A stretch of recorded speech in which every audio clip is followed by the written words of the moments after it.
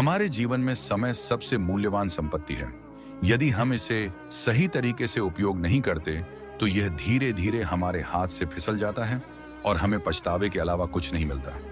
कई बार लोग सोचते हैं कि थोड़ी देर खाली बैठने से कोई फर्क नहीं पड़ेगा, लेकिन यही आलस्य धीरे धीरे हमारी आदत बन जाता है और हमारे विकास में सबसे बड़ी रुकावट खड़ी कर देता है।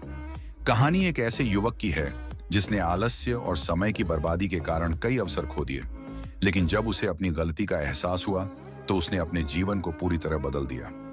इस प्रेरणादायक कहानी के माध्यम से हम ये समझेंगे कि क्यों हमें कभी भी खाली नहीं बैठना चाहिए और कैसे निरंतर प्रयास हमें सफलता की ओर ले जा सकते हैं। एक छोटे से गांव में रवि नाम का एक युवक रहता था।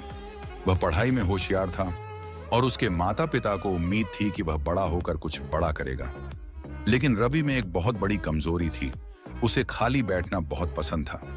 जब भी उसे कोई काम दिया जाता वह उसे टालता रहता और कहता, अभी तो बहुत समय है, बाद में कर लूंगा।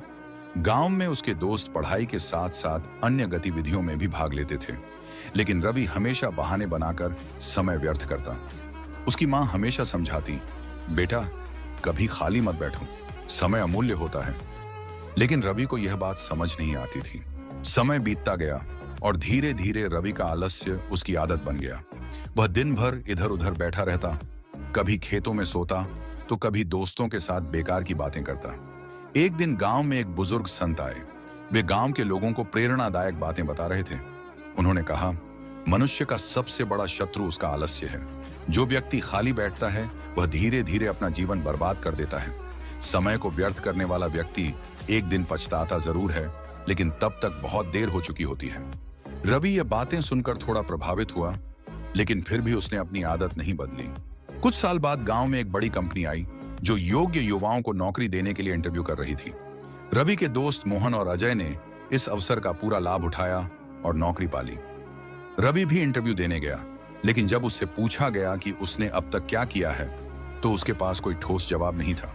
उसने न कोई कौशल सीखा था, न कोई अनुभव प्राप्त किया था। नतीजा यह हुआ कि उसे नौकरी नहीं मिली। जब रवि अपने दोस्तों को सफल होते देख रहा था तब उसे अपनी गलती का एहसास हुआ। उसने पहली बार महसूस किया कि उसका खाली बैठना ही उसकी सबसे बड़ी कमजोरी है। अब रवि ने ठान लिया कि वह कभी खाली नहीं बैठेगा। उसने छोटे छोटे कामों से शुरुआत की।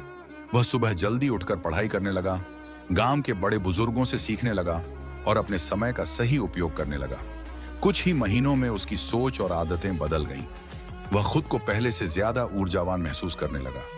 धीरे धीरे उसने नई नई चीजें सीखनी शुरू की। किसानों से खेती के गुण सीखे, बढ़ई से लकड़ी का काम सीखा और अपने पिता के व्यवसाय में भी हाथ बंटाने लगा। रवि की मेहनत रंग लाई। एक दिन उसके गांव में एक नई तकनीक वाली खेती की योजना आई। चूंकि रवि ने खेती के गुण सीख लिए थे, उसने इस योजना में भाग लिया और आधुनिक खेती की शुरुआत की। धीरे धीरे उसकी फसल अच्छी होने लगी और वह आर्थिक रूप से मजबूत हो गया। अब गांव के लोग उसे एक प्रेरणा के रूप में देखने लगे। एक दिन वही संत दोबारा गांव आए। इस बार रवि उनके पास गया और अपने बदलाव की कहानी सुनाई। संत मुस्कुराए और बोले, देखा बेटा, जो व्यक्ति कभी खाली नहीं बैठता वही अपने जीवन में आगे बढ़ता है। रवि ने सिर झुकाकर कहा, संत जी, आपने सही कहा था, मैं अब कभी भी समय बर्बाद नहीं करूंगा। इसके बाद रवि ने गांव के युवाओं को भी प्रेरित करना शुरू किया और अपने अनुभव से उन्हें सिखाने लगा कि कभी खाली मत बैठो, क्योंकि खाली बैठना ही सबसे बड़ा पतन है।